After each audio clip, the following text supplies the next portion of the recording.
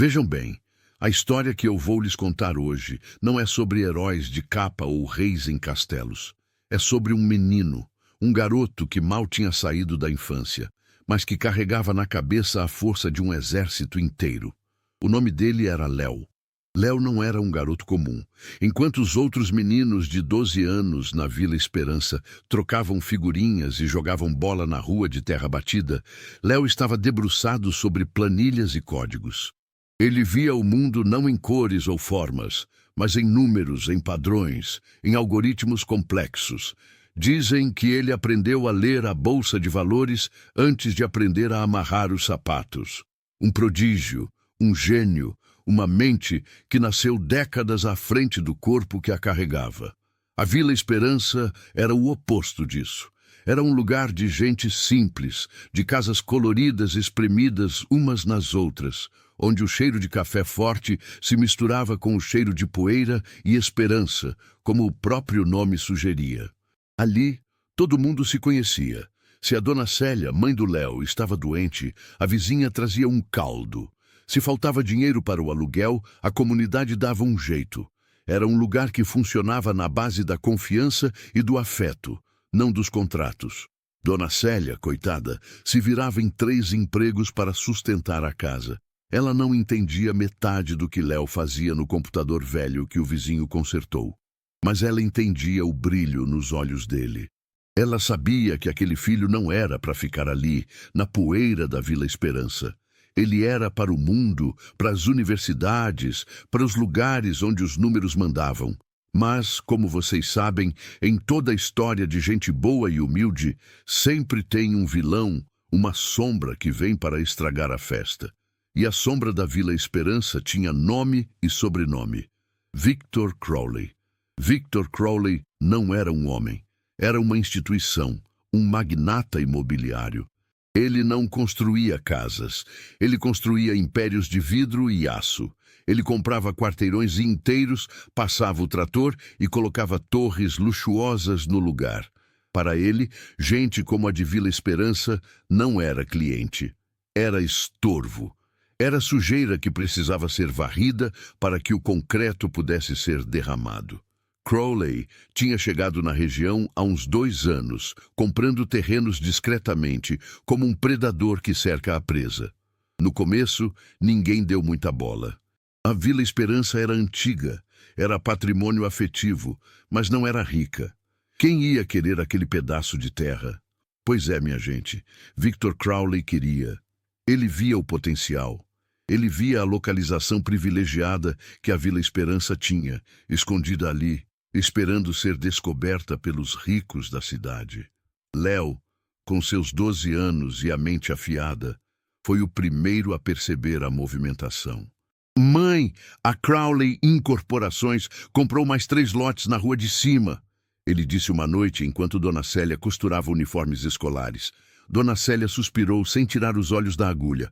Ah, Léo, deixa de ser alarmista. Eles estão comprando terra vazia. Não é vazia, mãe, é a margem. Ele está nos cercando. É uma estratégia de aquisição hostil. Ele está elevando o valor da área para que a prefeitura não tenha como nos proteger. Dona Célia riu, um riso cansado. Onde você aprende essas palavras difíceis, meu filho? Hostil. Isso é coisa de filme. Aqui é a Vila Esperança. Somos gente de paz. Léo não discutiu. Ele sabia que a mãe vivia numa realidade onde a bondade ainda era uma moeda forte. Mas o mundo de Victor Crowley funcionava com outra moeda, o capital. E o capital, Léo sabia, era impiedoso. Ele passou semanas monitorando as transações de Crowley. Ele usava programas que ele mesmo tinha escrito para rastrear os laranjas, as empresas de fachada que o magnata usava para esconder o rastro de dinheiro. Léo conseguia ver a teia se fechando, o nó apertando no pescoço da Vila Esperança. O medo virou realidade numa manhã de terça-feira, no auge do verão. A notificação chegou num envelope grosso, papel caro, com o brasão pomposo da Crowley Incorporações. Não era uma carta de negociação, era uma ordem. A Vila Esperança estava condenada.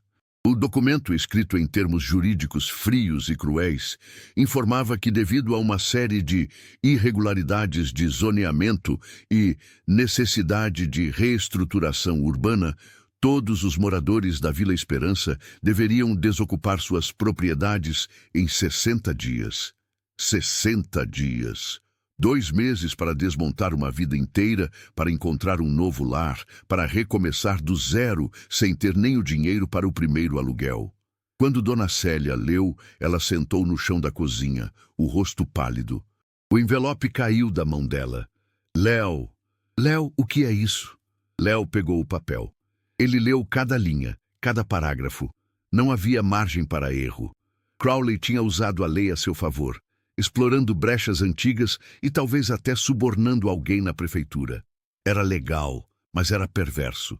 A notícia se espalhou pela Vila Esperança como um incêndio em palha seca. Gritos, choro, desespero.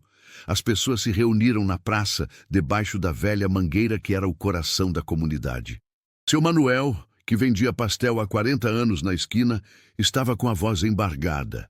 Dona Fátima, que tinha acabado de reformar a casa com as economias de uma vida, soluçava nos braços do marido. "A gente não tem para onde ir", gritava um vizinho. "Quem vai nos querer? Somos velhos, somos pobres." O pânico era palpável. Os adultos, acostumados a resolver problemas com trabalho braçal e fé, estavam paralisados diante da frieza do sistema.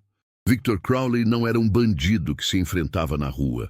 Ele era um gigante que se escondia atrás de advogados e cláusulas. Léo estava ali, no meio da multidão, mas parecia flutuar acima dela. Ele não chorava, ele não gritava, ele estava observando. Ele via a dor, mas sua mente estava processando a informação, procurando o ponto fraco. Ele olhou para a notificação nas mãos, depois para o céu azul, depois para o prédio de escritórios distante, onde Victor Crowley provavelmente estava tomando seu café, indiferente à ruína que ele havia causado. Aquele momento foi o divisor de águas na vida de Léo. A criança prodígio, que até então usava seu intelecto para resolver equações matemáticas complexas e criar jogos de computador, sentiu a primeira pontada real de ódio e injustiça. Ele não podia aceitar, não a Vila Esperança, não a sua mãe. Ele percebeu que, para lutar contra Victor Crowley, ele não precisava de força física ou de dinheiro. Ele precisava de algo que ele tinha de sobra: informação. Naquela noite, enquanto a Vila Esperança chorava e rezava, Léo se trancou no quarto. O computador velho zumbia. A luz azul iluminava seu rosto sério. "Se ele usa a lei para nos esmagar, eu vou usar a verdade para esmagá-lo", ele murmurou para si mesmo. Léo sabia que atacar a Crowley em corporações de frente no campo legal era impossível. Eles tinham exércitos de advogados.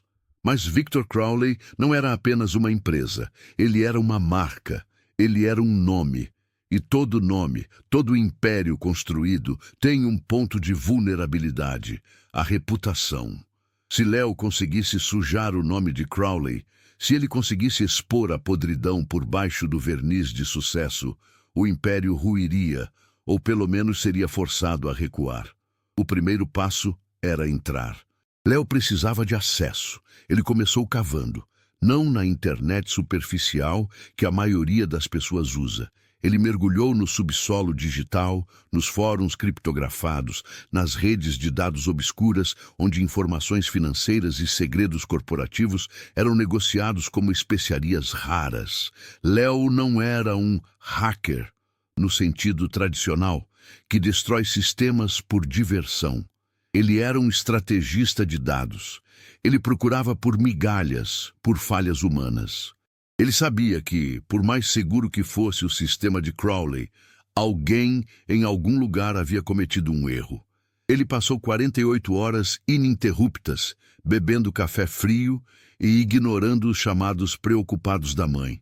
A mesa estava cheia de anotações complexas, rabiscos que pareciam hieróglifos para qualquer um, mas que para ele eram mapas.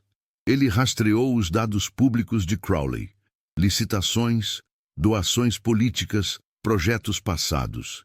Victor Crowley se apresentava como um filantropo, um homem de família, um pilar da comunidade empresarial.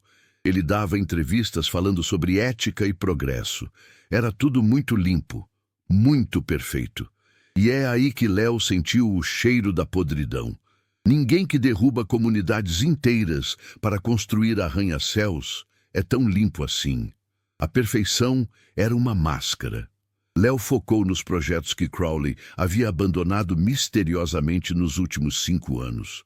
Havia 3 deles, todos grandes, todos interrompidos sem explicação oficial. Usando uma VPN complexa e diversas camadas de proxy para esconder seu rastro, Léo conseguiu penetrar em um servidor antigo de um dos escritórios de contabilidade terceirizados que Crowley usava. Não era o sistema principal, era um arquivo morto. E nos arquivos mortos, as pessoas costumam ser descuidadas. Léo encontrou o que procurava. Não eram provas de fraude fiscal ou corrupção direta. Eram documentos muito mais sutis, mas muito mais destrutivos para a imagem de um magnata. Eram registros de pagamentos volumosos e não declarados, feitos a uma rede de pequenas empresas de demolição. Essas empresas, Léo descobriu, tinham um histórico terrível de acidentes de trabalho e de suborno para ignorar regras de segurança. Mas o que realmente fez o sangue de Léo gelar foi o destino final de parte desse dinheiro. Os pagamentos não iam apenas para a demolição. Eles iam para consultores de relações públicas em comunidades pobres. Léo cruzou os dados e percebeu a estratégia sórdida. Victor Crowley não apenas comprava terras, ele semeava o caos antes de comprá-las. Nos 3 projetos abandonados, Léo viu um padrão. Antes da compra final, houve um aumento repentino e misterioso de pequenos incidentes nas comunidades vizinhas. Pequenos incêndios, desabamentos menores, problemas estruturais inexplicáveis. Incidentes que forçavam os moradores a venderem rapidamente por medo. Crowley não estava esperando que a Vila Esperança caísse. Ele estava preparando a queda. Léo sentiu um nó no estômago. Isso não era apenas ganância. Era maldade calculada. Ele precisava de mais.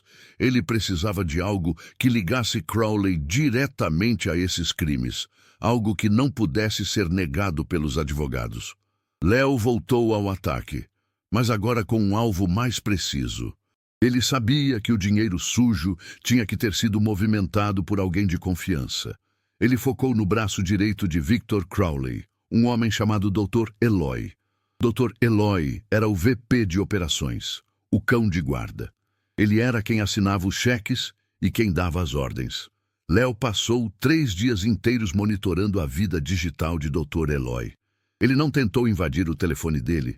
Isso seria muito arriscado. Léo era mais esperto. Ele usou a vaidade. Doutor. Eloy era ativo em uma rede social profissional, daquelas onde os executivos se gabam de seus sucessos.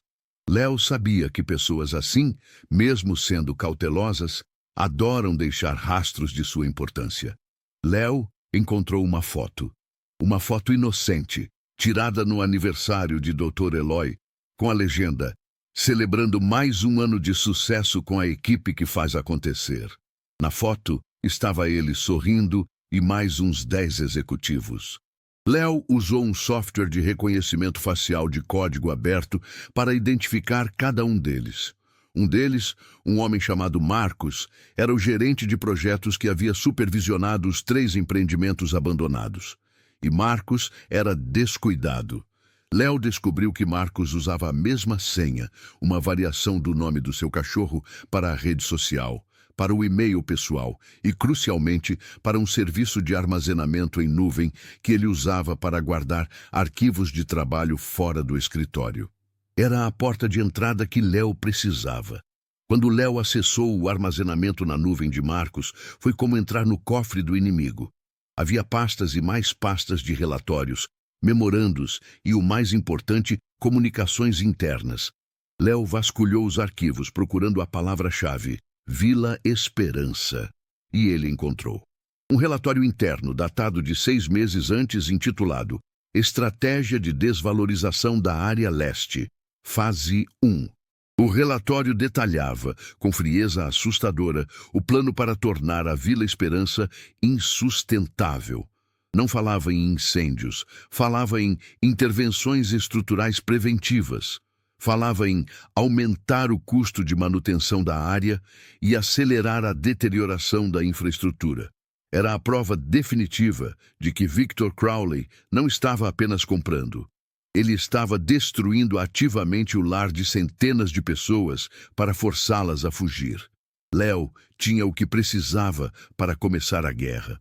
Ele tinha a munição para explodir a reputação de Victor Crowley e esperava ele salvar a Vila Esperança. Mas ele sabia que não podia simplesmente jogar tudo na internet. Crowley era poderoso demais. Os advogados iriam abafar o caso, alegar fraude, processar o mensageiro.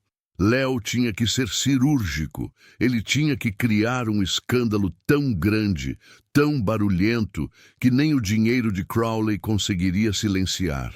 Ele precisava de um palco. Léo pensou no momento em que Victor Crowley era mais vulnerável. Não era numa sala de reuniões. Era quando ele estava se exibindo para o mundo. Léo pesquisou a agenda pública do magnata. Victor Crowley estava programado para ser o palestrante principal na conferência anual de investidores da cidade no final da semana. Um evento de gala transmitido ao vivo para todo o país, onde Crowley seria coroado o visionário do ano. Perfeito. O palco estava montado. Léo começou a preparar sua bomba de dados. Ele compilou os documentos mais incriminadores, traduzindo o jargão corporativo para uma linguagem simples e chocante. Ele criou um site espelho, escondido por trás de 7 camadas de criptografia, pronto para hospedar a verdade. Ele não era apenas um garoto de 12 anos. Ele era um operador de guerra cibernética e sua arma era a integridade da informação. Na Vila Esperança, a tristeza continuava. As famílias estavam embalando caixas. A resignação pesava no ar. Dona Célia tentou conversar com Léo, pedir que ele parasse de se concentrar no computador e começasse a ajudá-la a procurar um apartamento, mas ele estava inatingível. "Mãe, eu estou trabalhando", ele dizia, sem tirar os olhos da tela. "Trabalhando no quê, Léo?" "Em salvar o mundo." "O mundo não se salva com joguinhos de computador." "Não são joguinhos, mãe. É a única chance que a gente tem. Se eu não fizer isso em 60 dias, nós não teremos mais casa." Dona Célia olhou para a determinação fria no rosto do filho e sentiu um arrepio. Aquele não era mais o seu bebezinho. Era um estrategista. Léo finalizou o plano na véspera da conferência. Ele havia criado um script que faria a denúncia explodir simultaneamente em dezenas de veículos de imprensa, ativando contas anônimas em todas as redes sociais e inundando a internet com os documentos de Crowley. Ele não queria apenas expor. Ele queria humilhar. Ele queria garantir que no momento em que Victor Crowley estivesse no auge do seu poder, recebendo seu prêmio de visionário, a sua reputação estivesse sendo reduzida a cinzas. Chegou o dia da conferência de investidores. Léo estava no quarto, o coração batendo forte, mas a mente fria.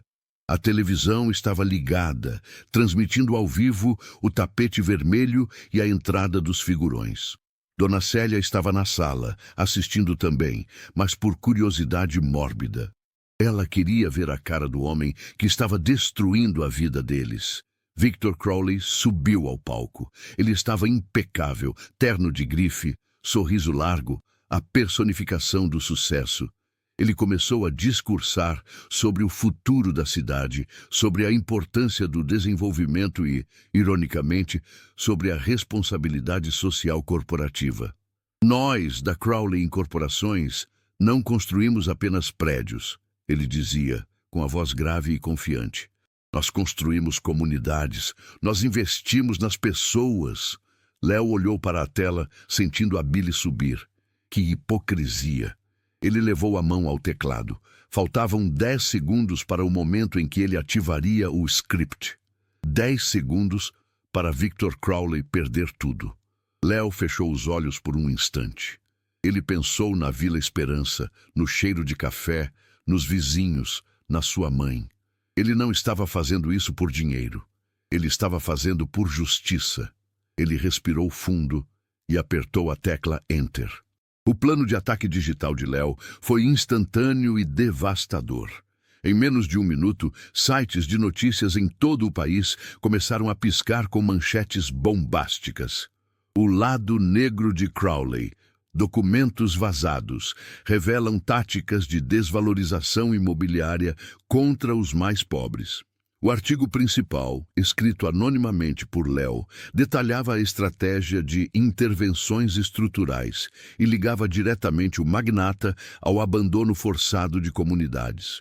Ele postou todos os documentos do cofre de Marcos, sem cortes. A prova era irrefutável. No palco, Victor Crowley estava no meio de uma frase sobre transparência, quando um assistente pálido correu até ele e lhe entregou um tablet. Crowley olhou para a tela. Seu rosto, antes cheio de confiança, se transformou numa máscara de choque. O auditório começou a ficar agitado. Os celulares dos investidores vibravam incessantemente com as notificações de última hora. O burburinho se transformou em murmúrio, depois em gritos. Crowley tentou falar, mas a voz falhou. Ele olhou para a plateia, que agora o encarava com desconfiança e horror. O prêmio de Visionário do Ano estava ao lado dele, um símbolo de tudo que ele estava prestes a perder. O escândalo era imediato. As ações da Crowley Incorporações começaram a despencar em tempo real. Léo, monitorando o mercado de seu quarto, viu a curva cair como um meteoro. A vingança estava servindo. A reputação de Victor Crowley, que ele havia levado décadas para construir, estava sendo destruída em minutos por um garoto de 12 anos. Na Vila Esperança, Dona Célia ouviu o telefone tocar. Era a vizinha. Célia, você viu a televisão? Aquele monstro, ele está sendo desmascarado. Dona Célia correu para o quarto de Léo, que estava olhando para a tela com uma satisfação fria. Léo, o que está acontecendo? A verdade, mãe. A verdade está acontecendo. Victor Crowley, humilhado e exposto, desceu do palco sem terminar o discurso. A conferência foi encerrada em meio ao caos. Nos dias seguintes, a vida de Victor Crowley virou um inferno público. Investigações foram abertas. Patrocinadores fugiram. O nome Crowley virou sinônimo de exploração. O efeito sobre a Vila Esperança foi imediato e libertador. A ordem de despejo foi suspensa pela prefeitura, que agora temia ser ligada ao magnata em desgraça. Eles estavam seguros. Léo havia vencido. A Vila Esperança celebrou. Léo, o garoto que ninguém entendia, era agora o herói. Ele havia derrotado o gigante com a força da sua mente. Mas Léo não celebrava. Ele estava cansado, mas inquieto. Ele tinha conseguido o que queria, a destruição pública de Victor Crowley. No entanto, uma ponta de dúvida começou a incomodá-lo. Durante a invasão aos sistemas de Crowley, Léo havia encontrado uma pasta criptografada, separada de todo o resto, com o título enigmático Projeto Fênix. Ele não tinha conseguido abri-la no calor da batalha, mas agora, com o tempo e a tranquilidade da vitória, ele decidiu tentar. O que ele encontrou dentro dessa pasta, o segredo que Victor Crowley guardava às 7 chaves, era algo que Léo, em sua busca cega por justiça, jamais poderia ter imaginado. Algo que mudaria completamente o significado de tudo que ele tinha feito. O Projeto Fênix não era sobre dinheiro, não era sobre luxo, era sobre a Vila Esperança. E Victor Crowley não parecia ser apenas o predador. Léo começou a ler os documentos e a cada linha, o chão que ele pensava ter conquistado escorregava debaixo de seus pés. Ele percebeu que havia mais na história de Victor Crowley do que a ganância que ele tanto odiava. havia um lado secreto, um lado benfeitor, que estava em total contradição com o monstro que ele acabara de destruir. Aquele garoto, o gênio que havia exposto o magnata, estava prestes a descobrir que talvez ele tivesse arruinado a pessoa errada, e que a verdade, como sempre, era muito mais complicada do que parecia nos números frios. Ele precisava entender o que era o Projeto Fênix e por que o homem que tentou despejá-los era, ao mesmo tempo, o benfeitor secreto da comunidade. O que ele tinha feito? Ele estava prestes a descobrir o seu pior erro. A Vila Esperança estava em festa, minha gente. Um alívio que parecia chuva depois de uma seca de anos. As caixas que tinham sido empilhadas para a mudança agora serviam de banquinhos improvisados nas calçadas. Tinha música, tinha abraço, tinha o cheiro de churrasco barato no ar. Léo era o nome mais falado, o herói improvável. Dona Célia, que tinha voltado a sorrir, olhava para o filho com uma mistura de orgulho e espanto. Ela não entendia nada de códigos e servidores, mas entendia de justiça. E Léo tinha entregue a justiça na porta deles, embrulhada em escândalo e queda de ações. Mas Léo... Léo... Ele estava lá no meio da festa, mas a cabeça dele estava a quilômetros de distância, trancada naquele quarto escuro com o computador zumbindo. O gosto da vitória, que ele esperava ser doce, estava azedo na boca. Ele tinha destruído Victor Crowley, sim, mas ele não conseguia tirar da cabeça aquela pasta. Projeto Fênix. Enquanto a comunidade celebrava a suspensão do despejo, Léo estava mergulhado na criptografia mais pesada que já tinha visto. Crowley não tinha usado um sistema de segurança comum para proteger aqueles arquivos. Era algo pessoal, um cofre digital construído para resistir a qualquer ataque corporativo. Léo teve que usar cada truque, cada linha de código que ele tinha aprendido desde que era criança, para abrir aquela porta. Demorou quase 2 dias. 2 dias em que ele mal dormiu, alimentado apenas por café e a ansiedade que roía seu estômago. Finalmente, a tela piscou verde. A senha cedeu.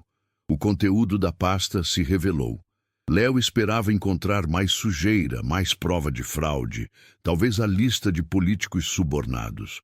O que ele encontrou foi uma montanha de documentos que não faziam sentido no contexto do monstro que ele havia pintado. O Projeto Fênix era, de fato, um plano de reurbanização maciço. Mas não era sobre luxo, era sobre a Vila Esperança. O primeiro documento era um estudo arquitetônico detalhado. Não previa arranha-céus de vidro. Previa a construção de novas casas, sim, mas com um design que respeitava a arquitetura original da vila. Casas mais seguras, com saneamento básico moderno, energia solar, mas mantendo a cara de comunidade. Havia plantas para um novo centro cultural, uma biblioteca que Léo notou com um frio na barriga, era 3 vezes maior do que a vila sonhava ter. E o mais chocante, um complexo de clínicas médicas com atendimento gratuito para os moradores. Léo começou a suar frio. Ele folheava as planilhas financeiras. Os custos eram astronômicos, eram bilhões de reais. E o dinheiro, ao que parecia, vinha quase inteiramente do bolso de Victor Crowley e de uma fundação de caridade que ele mantinha em segredo. Ele não estava comprando para lucrar, ele estava comprando para doar. Mas então, por que o despejo? Por que a crueldade, os 60 dias, o terror? Léo encontrou um memorando interno datado de 1 ano antes que explicava a estratégia. O documento era assinado por Crowley e um time de urbanistas e advogados especializados em direito fundiário. O problema, Léo descobriu, era a burocracia.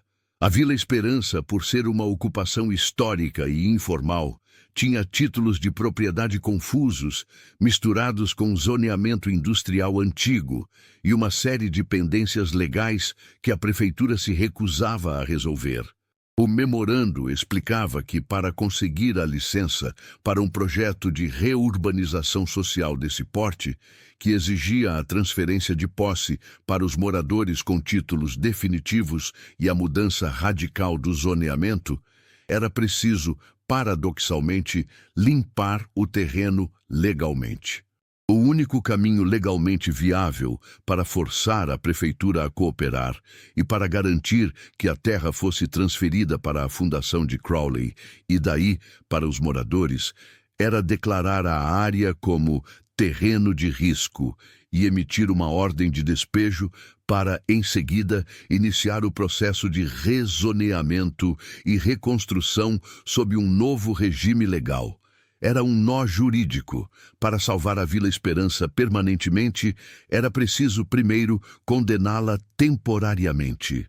Léo leu a última linha do memorando, escrita em negrito. A emissão do aviso de desocupação deve ser feita com a máxima urgência para garantir que o projeto Fênix seja concluído antes da próxima eleição municipal, evitando a interferência de grupos de interesse imobiliário rivais. Victor Crowley não estava tentando varrê-los. Ele estava correndo contra o tempo para protegê-los de outros tubarões, usando a lei de uma forma brutalmente eficiente para garantir a segurança futura da comunidade. O despejo era um mal necessário, uma manobra jurídica para blindar a Vila Esperança para sempre. Léo sentiu o mundo girar.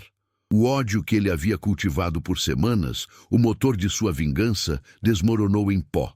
Ele tinha olhado para os números frios da aquisição hostil, e não para o resultado final. Ele tinha visto o preço da terra, mas não o preço da intenção. Mas a revelação não parou por aí. Léo começou a cruzar os dados do projeto Fênix com outros arquivos que ele havia ignorado durante sua caçada. Ele encontrou uma pasta de doações comunitárias não rastreadas. E ali estava a prova do benfeitor secreto. O Dr. Eloy, o cão de guarda de Crowley, não estava apenas movimentando dinheiro sujo, ele estava administrando um fluxo constante de pequenas doações anônimas para a Vila Esperança. Léo viu registros de pagamento de mensalidades escolares para crianças talentosas da comunidade. O nome de um vizinho que havia conseguido bolsa para a faculdade estava lá. Viu o pagamento de cirurgias caras para idosos que não tinham plano de saúde. E então ele viu o seu próprio nome. Ou melhor, o nome da Dona Célia. Havia um histórico de transferências mensais, discretas, para cobrir despesas médicas da mãe dele que Léo nem sabia que existiam. Dona Célia tinha um problema crônico no coração que exigia medicamentos caros. Ela nunca tinha falado disso com o filho, para não preocupá-lo. Mas Victor Crowley sabia. Victor Crowley, o homem que ele havia humilhado, exposto e cuja carreira ele tinha destruído em rede nacional, era quem estava secretamente mantendo a saúde da sua mãe. O garoto prodígio, o gênio dos números, o estrategista de dados, havia cometido o erro mais elementar de todos. Ele agiu sem o quadro completo. Ele tinha lido o primeiro capítulo de um livro e queimado a biblioteca inteira. A cabeça de Léo começou a doer. Ele se levantou da cadeira cambaleando. Aquele garoto de 12 anos que se sentia invencível com o teclado nas mãos, agora se sentia pequeno, ignorante e, acima de tudo, culpado. A ironia era um soco no estômago. Ele usou a verdade para expor uma mentira, mas a verdade que ele usou era incompleta, e a mentira que ele expôs era, na verdade, a capa protetora de um ato de bondade. Ele correu para a sala. A televisão ainda estava ligada, mas agora passava um programa de debate. O assunto era, claro, Victor Crowley. É um predador, um homem sem escrúpulos. Graças ao heroísmo desse jovem anônimo, a máscara caiu, dizia um analista político. Dona Célia estava na cozinha, cantarolando enquanto fazia o jantar. Ela parecia leve. Mãe! A voz de Léo saiu rouca. Oi, meu amor. Você não vai comer? Seu Manuel trouxe um pastel de festa. Está uma delícia. Léo se aproximou dela, os olhos fixos. Mãe, Você sabia que o Victor Crowley estava pagando seus remédios? Dona Célia parou de mexer a panela. Sua expressão mudou. O sorriso sumiu. Ela olhou para o filho, surpresa por ele saber. Léo, como você... Eu vi nos arquivos dele. Por que você não me contou? Ela suspirou, voltando a mexer o fogão, evitando o olhar dele. Não era para você saber. Era uma coisa que aconteceu. Há uns 2 anos, quando eu tive aquele problema na emergência, eu não tinha como pagar. O hospital me disse que um benfeitor anônimo tinha quitado a dívida e se comprometido a ajudar com o tratamento. Eu jurei que não contaria a ninguém. Eu não sabia que era o Victor Crowley, Léo. Eu só descobri quando a notificação de despejo chegou. E você não achou estranho? O homem que te ajuda é o mesmo que te expulsa? Ah, meu filho, a vida é estranha. Eu pensei que ele tinha me ajudado por bondade e depois agido como empresário por ganância. As pessoas são complicadas, mas eu nunca o perdoei pelo despejo, claro. Léo balançou a cabeça, o peso da revelação quase o esmagando. Não era ganância, mãe, era o plano. Ele estava nos salvando. O despejo era um truque legal para poder construir casas novas para nós, com títulos de propriedade definitivos. Ele estava doando a Vila Esperança para a gente. Dona Célia largou a colher. O barulho do metal caindo no chão ecoou na cozinha. O quê? Léo tentou explicar, usando termos simples, o nó jurídico, a estratégia Fênix, os bilhões em doação. Mas Dona Célia só via o resultado da ação do filho. Você está me dizendo Eu o destruí, mãe. Eu o acusei de ser um monstro e o país inteiro acreditou. E agora o projeto Fênix está morto. A Fundação Crowley, Léo sabia, havia congelado todos os ativos no momento do escândalo. Sem Crowley para administrar o caos, sem a confiança do mercado e sem o apoio dos parceiros, o plano de reurbanização social estava enterrado sob a lama da desgraça. Ele tinha salvado a Vila Esperança do despejo imediato, mas tinha condenado o futuro dela.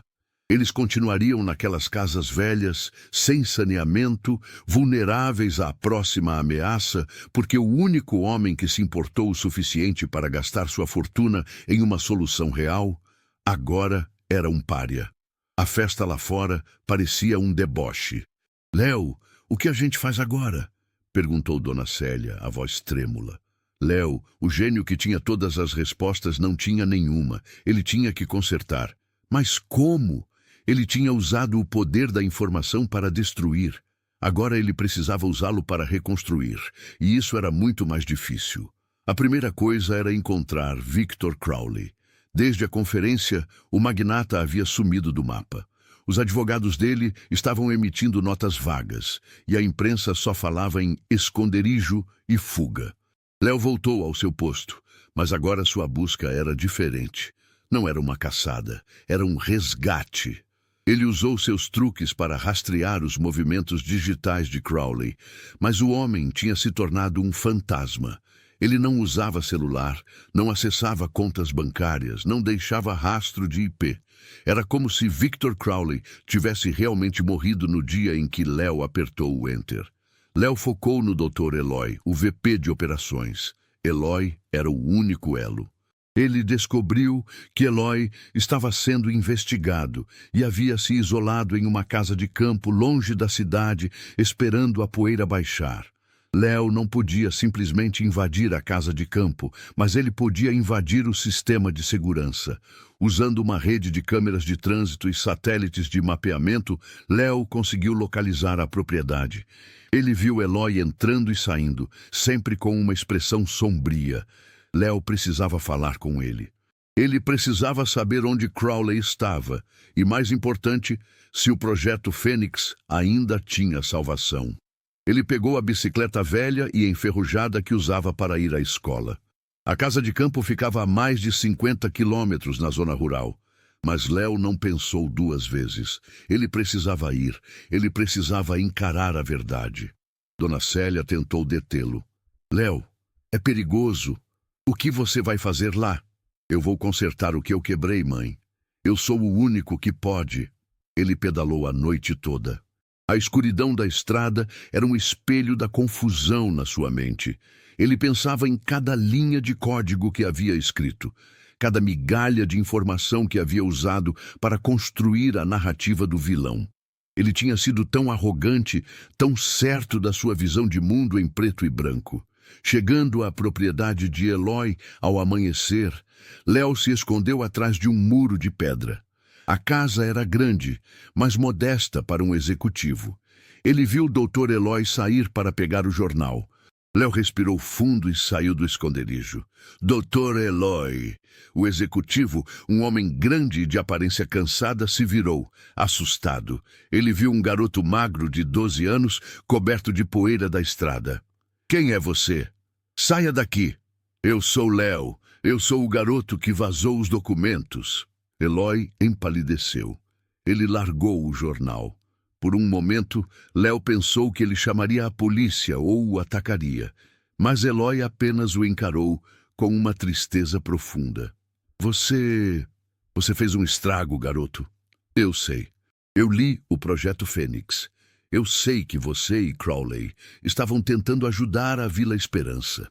Eloy passou a mão pelo rosto. Você é um gênio, Léo.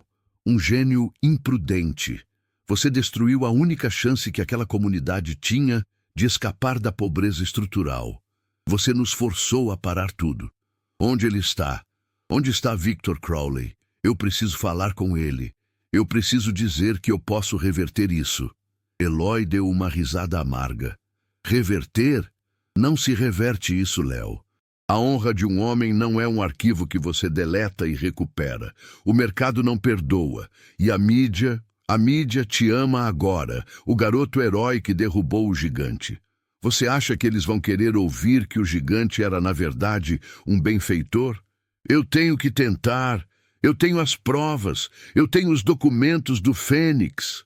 Eloy olhou para o garoto, percebendo que Léo não estava ali por medo, mas por culpa genuína. Ele não está aqui, Léo.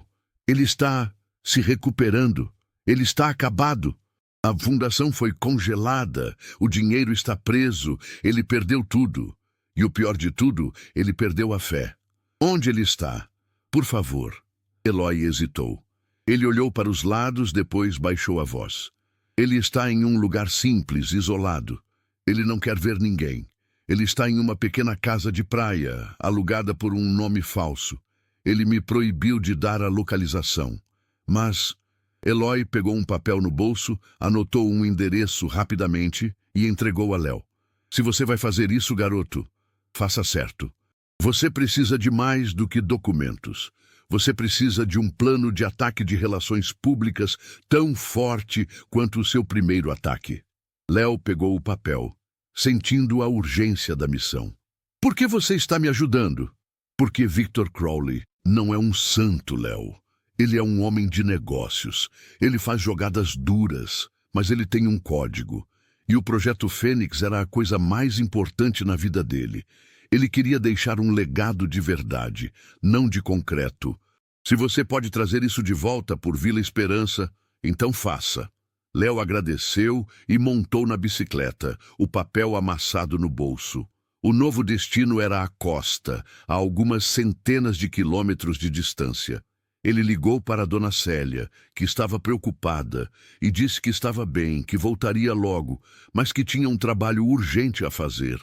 A viagem foi longa e solitária. Léo usou o tempo para pensar. Ele não podia simplesmente vazar o Projeto Fênix. Seria descartado como uma tentativa desesperada de lavagem de imagem. Ele precisava de uma história. Ele precisava de um veículo de credibilidade que não pudesse ser comprado ou silenciado. Ele se lembrou de uma jornalista investigativa famosa, Helena Castro, conhecida por sua integridade e por odiar magnatas imobiliários. Ela tinha sido uma das vozes mais fortes na condenação de Crowley. Se Léo conseguisse fazê-la mudar de lado, a história teria o peso de um elefante. Chegando à pequena cidade litorânea, ele encontrou o endereço, uma cabana simples de madeira, quase na areia. Não havia seguranças nem carros de luxo, apenas a solidão do mar. Léo deixou a bicicleta e caminhou até a porta. Ele bateu. Silêncio. Ele bateu de novo. A porta se abriu lentamente. Victor Crowley estava lá. Mas não era o Victor Crowley que Léo tinha visto na televisão. Impecável, poderoso, bronzeado. Era um homem que parecia ter envelhecido 10 anos em uma semana. Ele estava de moletom sujo, barba por fazer, os olhos vermelhos e vazios. Ele olhou para Léo sem reconhecê-lo de imediato. "O que você quer, garoto?" "Eu sou Léo." Crowley piscou e a ficha caiu. Ele reconheceu o rosto sério e o brilho intenso nos olhos. Ele reconheceu o garoto que tinha acabado com sua vida. "Ah, o meu carrasco.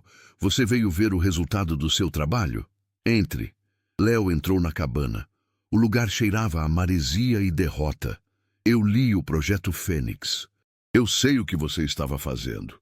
Crowley deu de ombros, virando-se para olhar o mar agitado. "Não importa mais. Você garantiu que nunca aconteça. Parabéns. Você salvou a Vila Esperança de um despejo temporário e a condenou a uma vida de incerteza permanente. Você é um gênio, Léo, mas é um gênio burro."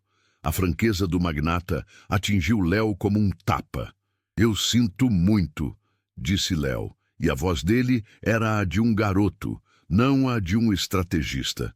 Crowley riu, um som seco e sem humor. "Sentir muito não paga a conta de uma fundação de bilhões que agora está sendo auditada por todos os órgãos fiscais do país, Léo.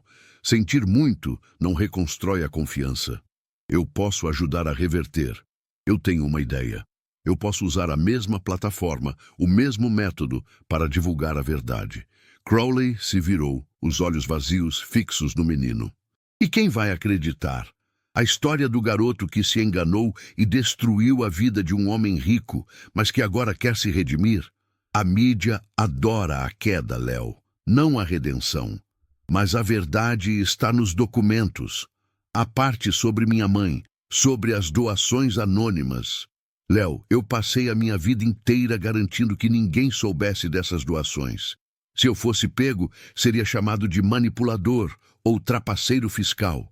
Eu agia no anonimato porque era a única maneira de realmente ajudar sem que a minha reputação de tubarão imobiliário me atrapalhasse. Você usou minha sujeira aparente para me destruir e agora quer usar minha bondade secreta para me salvar. Não vai funcionar." Léo sentou em uma cadeira de palha. Ele estava exausto, mas a mente fervilhava. "Tem que haver uma forma.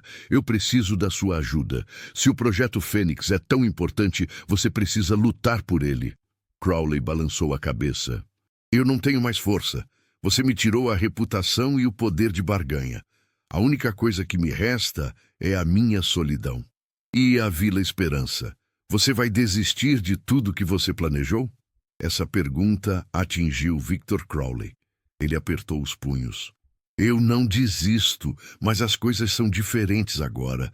Os inimigos que eu estava tentando evitar com o despejo rápido, os grupos de interesse imobiliário, eles estão farejando sangue. Eles vão comprar a Vila Esperança legalmente, agora que o Fênix está morto." Léo sentiu um novo pânico. Ele não apenas destruiu Crowley, ele abriu a porta para predadores ainda piores. "Me diga o que fazer", implorou Léo. "Eu vou fazer o que for preciso." Victor Crowley olhou para o garoto. Ele viu a inteligência e agora a dor do remorso. Ele viu o poder que Léo possuía. "Você quer consertar? Então você vai ter que ser mais inteligente do que você foi na primeira vez. Você vai ter que me usar como isca." Léo se inclinou para a frente. Ele estava pronto para ouvir. Crowley começou a falar, sua voz recuperando um pouco da antiga autoridade. Ele traçou um plano, uma estratégia de recuperação que era tão arriscada e audaciosa quanto o próprio Projeto Fênix. "A primeira coisa que você tem que entender, Léo, é que eu não posso aparecer limpo. Você me pintou como um vilão.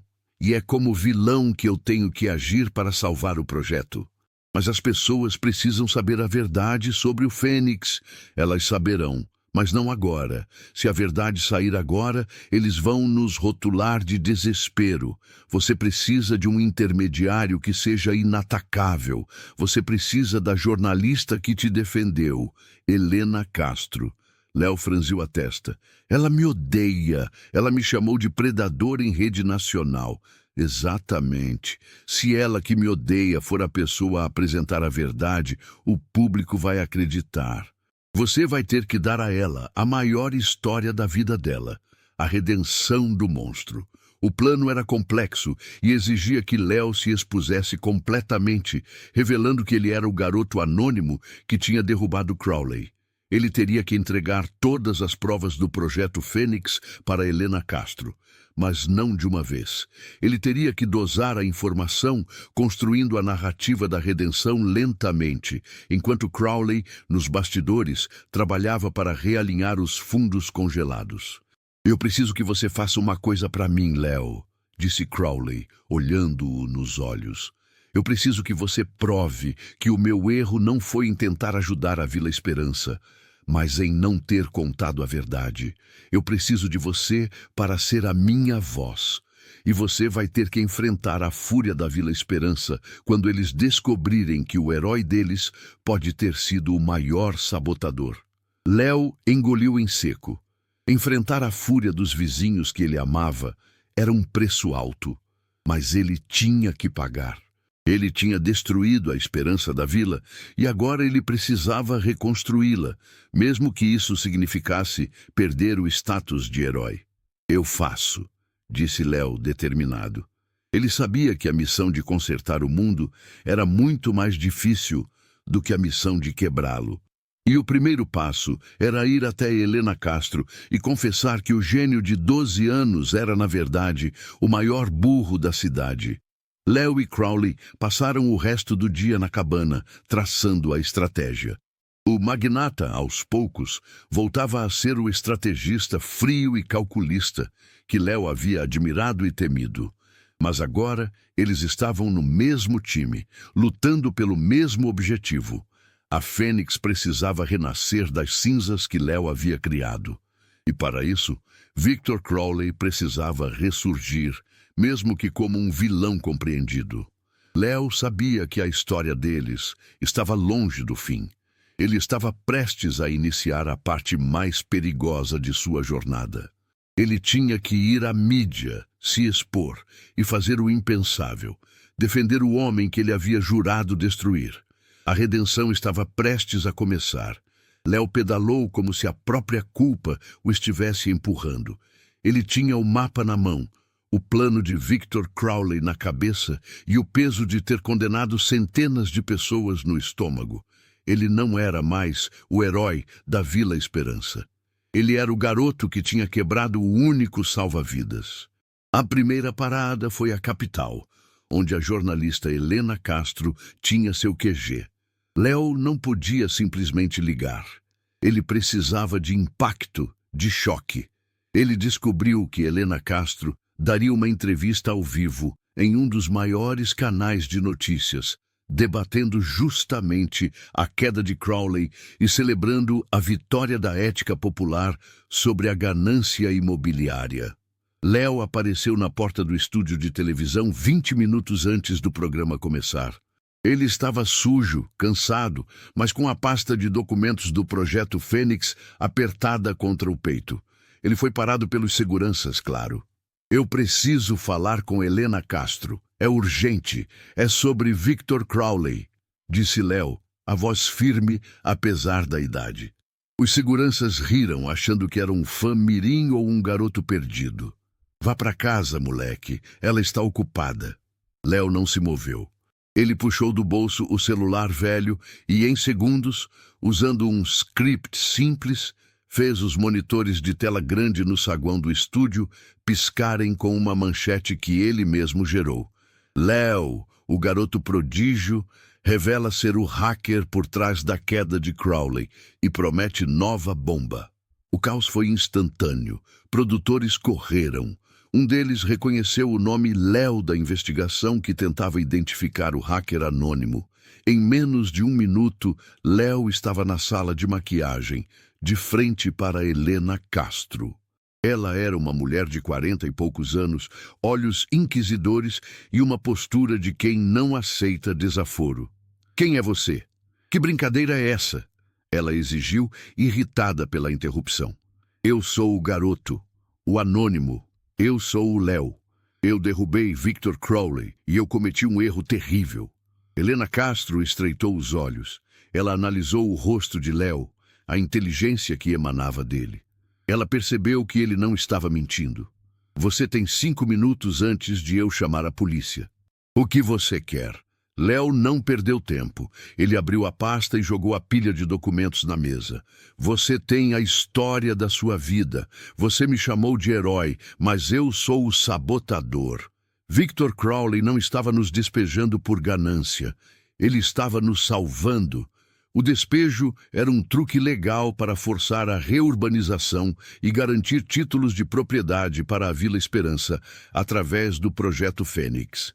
Helena Castro começou a folhear os documentos, seu rosto mudando de cético para chocado. Ela viu os bilhões em doações, os planos de clínicas e bibliotecas e o memorando sobre a urgência legal. Isso é impossível. Por que ele faria isso em segredo? Por que agir como um monstro? Porque a lei só permite que você faça grandes mudanças estruturais em áreas de risco se você as limpar primeiro. Ele usou a reputação de tubarão dele para fazer a jogada mais rápida e proteger a vila dos outros tubarões. Ele usou a crueldade para nos dar segurança permanente. Léo então soltou a bomba pessoal, a prova irrefutável da bondade secreta. Ele estava pagando o tratamento de saúde da minha mãe. Secretamente. O homem que eu destruí estava salvando a vida dela. Helena Castro ficou em silêncio. Ela era uma jornalista experiente, acostumada a mentiras e manipulações, mas essa reviravolta era de tirar o fôlego. O vilão era o herói, e o herói era o ingênuo que destruiu tudo.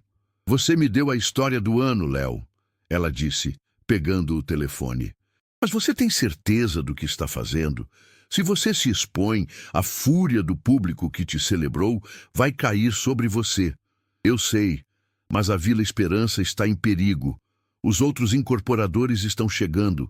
Se o projeto Fênix não for reativado, nós vamos perder tudo de verdade. Eu tenho que consertar." Helena Castro ligou para a equipe e cancelou a entrevista ao vivo. Ela tinha algo muito maior para entregar. O segundo ataque de Léo não foi um ataque de dados, mas um ataque de verdade. Na manhã seguinte, a manchete de Helena Castro explodiu na mídia. "O preço da inocência, como o herói hacker condenou a Vila Esperança." O artigo era uma obra-prima de jornalismo investigativo, detalhando a complexidade do projeto Fênix, a jogada legal de Crowley e a confissão de Léo, o garoto por trás do vazamento inicial. Ela usou os documentos, citou a burocracia e, crucialmente, deu voz a Dona Célia sobre as doações secretas para sua saúde. O país parou. A opinião pública, que uma semana antes estava unida no ódio a Victor Crowley, agora estava dividida e confusa. A narrativa de preto e branco havia se dissolvido em um cinza doloroso. Léo voltou para a Vila Esperança no meio da confusão. A festa tinha acabado. As ruas estavam silenciosas, tensas. Dona Célia estava na porta, o rosto inchado de preocupação. "Eles sabem, meu filho. Eles viram na televisão." Léo assentiu. Ele viu os vizinhos reunidos na praça, não mais em celebração, mas em conselho de guerra. Léo caminhou até eles. Seu Manuel, o dono da pastelaria, estava na frente, o rosto vermelho de raiva. "Léo, é verdade o que estão dizendo? Que você nos traiu? Que aquele monstro estava nos ajudando?" Léo subiu no banquinho de madeira, olhando para o mar de rostos que antes o aclamavam. "Sim, é verdade. Eu cometi um erro. Eu vi a maldade no despejo, mas não vi a intenção por trás dele.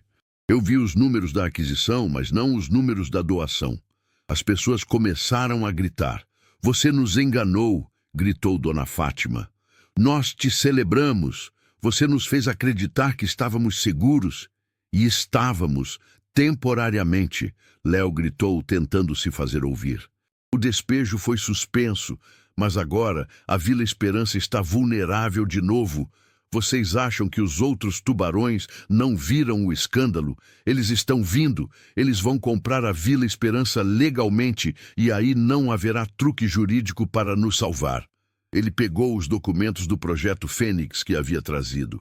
Victor Crowley queria dar a vocês casas novas, com saneamento, com hospitais e títulos de propriedade que ninguém mais poderia tirar.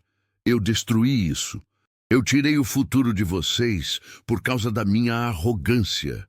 A fúria da multidão começou a se misturar com a confusão.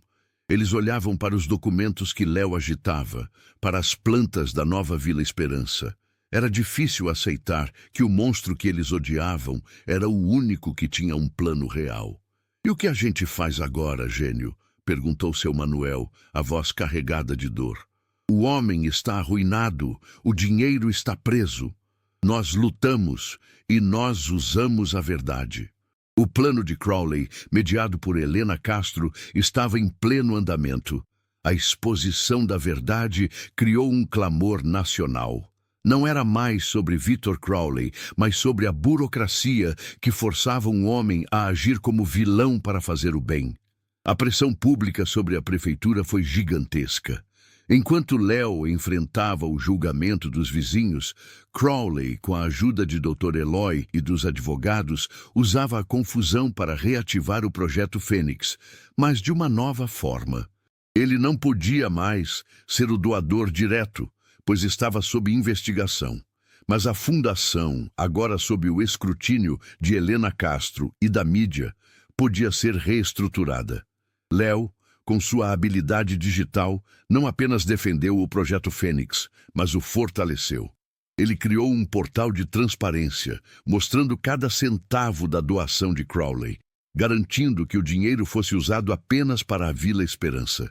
Ele usou a desconfiança que ele mesmo havia plantado para construir uma fortaleza de credibilidade. A reviravolta levou meses. Meses de Léo sendo evitado por alguns vizinhos, de olhares de desconfiança, de ter que se provar todos os dias. Ele perdeu o status de herói, mas ganhou algo mais importante: respeito pela complexidade da vida real. Finalmente, a vitória veio. A prefeitura, sob pressão federal e midiática, aprovou a reestruturação do zoneamento. O projeto Fênix, rebatizado de Novo Amanhecer, foi reativado. Victor Crowley, de longe, transferiu a totalidade dos ativos para a fundação, garantindo que a Vila Esperança não fosse mais dele, mas sim dos seus moradores, com títulos de propriedade definitivos e a promessa de reconstrução total. Victor Crowley nunca voltou à cena pública como um magnata. Ele se aposentou, vivendo sua vida simples na cabana de praia, um homem despojado de fortuna, mas com o único legado que ele realmente desejava: a salvação da Vila Esperança. Um ano depois, a primeira leva de casas novas estava pronta. Eram casas bonitas, funcionais, mas que mantinham a alma da comunidade. O cheiro de café forte e poeira ainda estava lá, misturado agora com o cheiro de tinta nova e esperança renovada. Léo, agora com 13 anos, estava na praça, observando a movimentação. Ele não estava mais no computador. Ele estava ajudando seu Manuel a montar uma prateleira na nova pastelaria. Ele tinha trocado a tela fria pela realidade quente e bagunçada da vida comunitária. Victor Crowley apareceu apenas uma vez, de surpresa, para a cerimônia de entrega dos títulos. Ele ficou na beirada da praça, observando de longe. A multidão o viu, e houve um silêncio constrangedor. Ninguém o aplaudiu, ninguém o abraçou, mas ninguém o xingou. Havia apenas uma aceitação silenciosa da verdade complexa. Léo se aproximou dele. O projeto Fênix está vivo, Sr. Crowley. Crowley sorriu, um sorriso pequeno, cansado. Você o salvou, Léo. Não eu. Você quebrou e você consertou. Esse é o verdadeiro gênio. Eu aprendi que o mundo não funciona em binário. Não é 0 ou 1, não é bom ou mal. É tudo cinza. Exato, Crowley concordou. A justiça nem sempre é o que parece nos números. Às vezes, para construir, é preciso primeiro ter a coragem de destruir a sua própria imagem. Crowley pegou um pequeno envelope do bolso e entregou a Léo.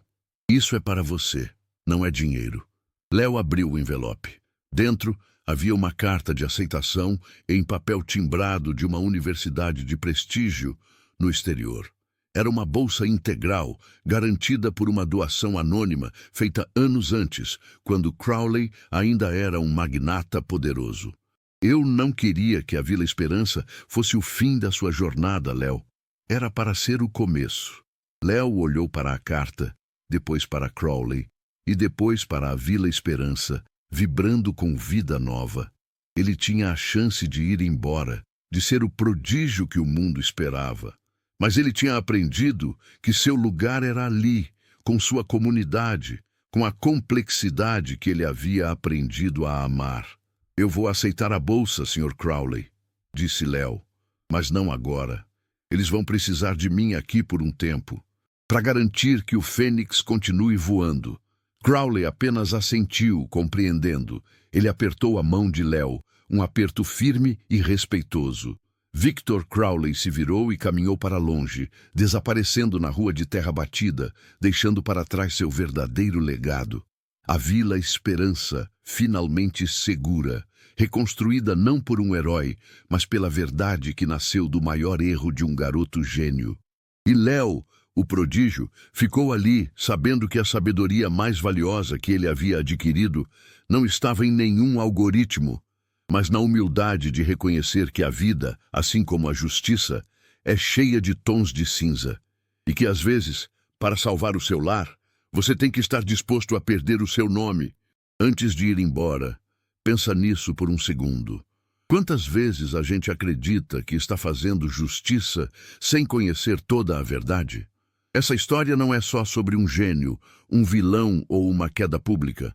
É sobre como decisões tomadas no impulso podem mudar vidas, inclusive a nossa.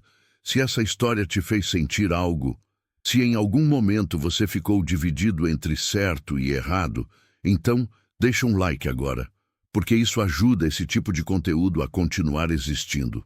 Escreve nos comentários, você acha que Léo fez o certo ou agiu sem enxergar tudo, e se inscreve no canal.